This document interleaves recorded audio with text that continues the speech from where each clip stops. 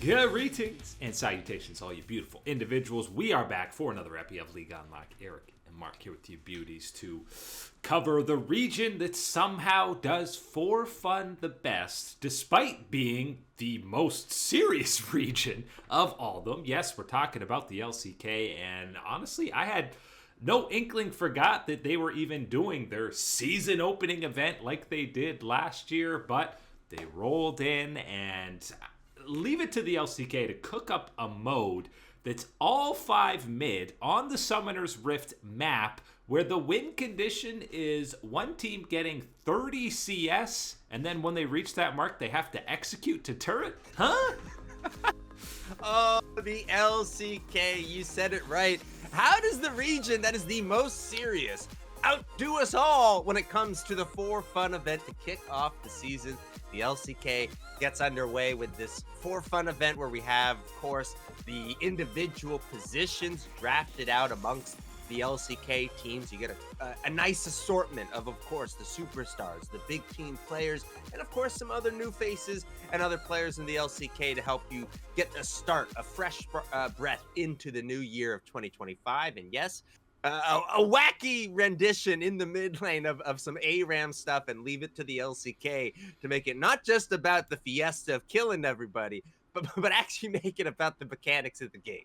And, outside of that intro, extra fun one, it was actually pretty meta comps, or they weren't trolling too hard. Obviously, the big troll is you have 5 supports on one team, 5 bot laners on one team, but it was all about the mid laners on the day as they end up taking down the whole crown. I mean, when you have Chovy, Faker, Showmaker, and BDD on a squad, but it was actually Vikla, the guy piloting the mid lane in some of these games. Faker was mostly on jungle, and we know Chovy is always itching for an opportunity to play top lane.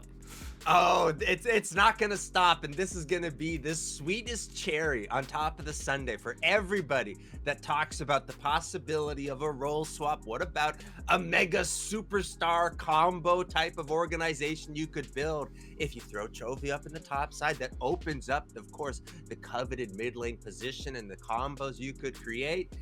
You get a little bit of a dash of that here with the mid lane squad. Of course, the mid lane squad is about as superstar packed as it really can be in the LCK. All of these teams were with their superstars. The bot lane, as we have talked in our preview of the LCK, is a very stacked position, but the mid lane power came through, and especially with Vikla playing the way that he did, this is a massive step up in output from him. Yes, For Fun early season event, whatever, it's worth absolutely zilch, zero, but it still was nice to see from him to get that little good start to the year, a right step forward, if you will. And even though we're not taking anything actually from these, we did get to see, obviously, the new look Noxus map in action in a quote-unquote competitive setting, which means we got plenty to complain about, mainly this new neutral monster who's letting people be revived and not actually dying and cutting gold in half. I feel like this is a classic change like Chemtech a couple seasons ago that will probably be changed within the first month or two.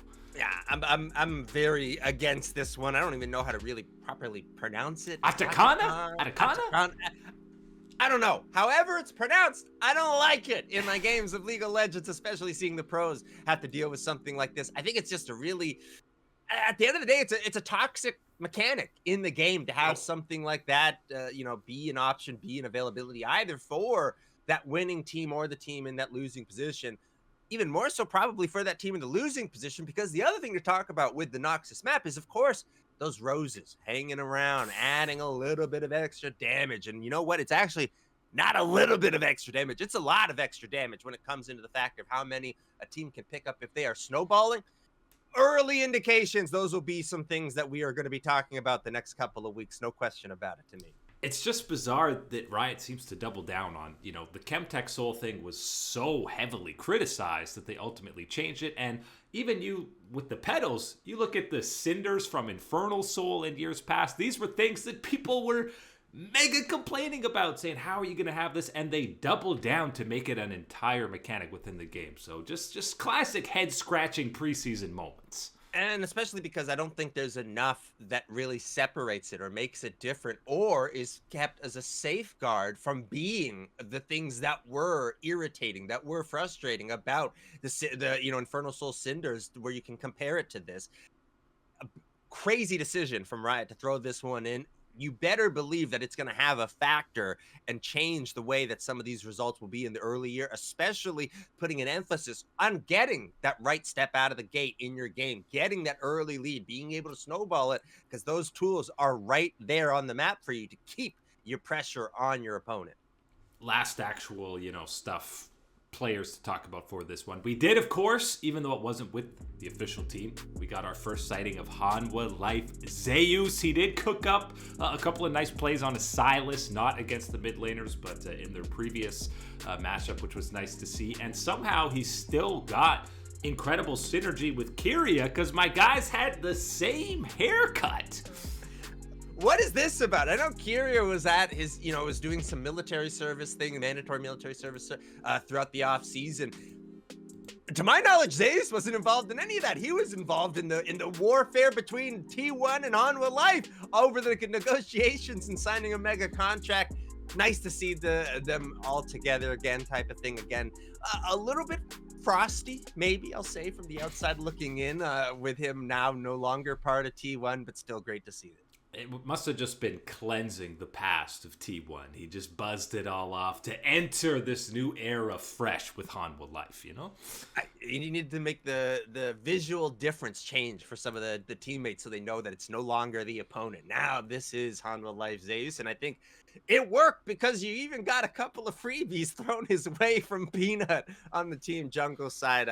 Let's just say I don't think that anybody, including Zeus, is going to be voting for Peanut to pilot Blitzcrank anytime soon this season.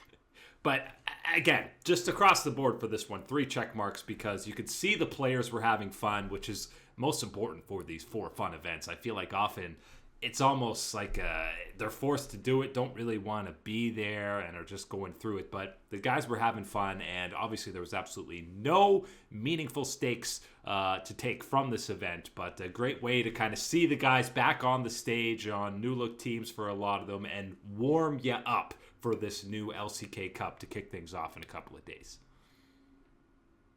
The perfect appetizer. Absolutely, as you said, the 3 check marks, fun event for the fans, fun event for the players, and absolutely gets you primed for the beginning of the season in the LCK.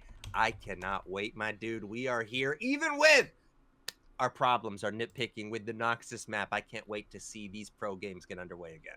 And, to Riot's credit, or at least to defend them a little bit, before they can make these big changes, like adapting to how the meta evolves, they've got to see some pro games, because you can't be fully balancing the game based on just solo queue and the general public complaining. They need to get at least a few plates of these professional games under their belt to say, oh yeah, that buff is completely broken.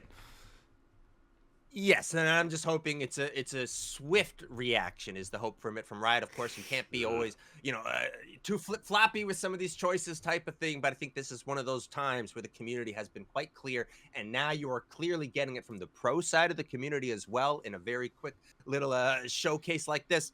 Let's be on top of this one, please. Please, right? You've only got a decade plus now of experience to be figuring out how to do that. But the hype is full steam ahead. LPL kicks off on the weekend, and we're, just a little over a week away from LEC and other ones kicking off. So we're so close to all major regions being on the Rift, so we have actual proper games to talk about. I know both of us are very excited about that. But that is it today for League Unlock. Eric and Mark here with you, absolutely gorgeous individuals. Thanks for hanging out as always, and we will catch you on that flippity flip.